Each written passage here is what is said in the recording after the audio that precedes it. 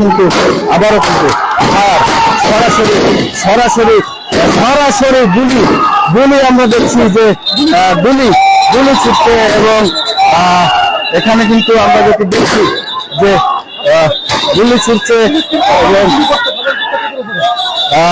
গুলি এবং টিয়ারশেল ছুটছে আবারও পুলিশ। আমরা সরাসরি আপনাদেরকে যেটি দেখানোর চেষ্টা করছি যে সেখানে কিন্তু থাকো এখন কিন্তু যেটি আপনাদেরকে বলছিলাম যে এখন কিন্তু ফায়ারিং হচ্ছে, যেটি বলছিলাম যে সেখানে কিন্তু শিক্ষার্থীদের একটি অংশকে ডাকা হয়েছিল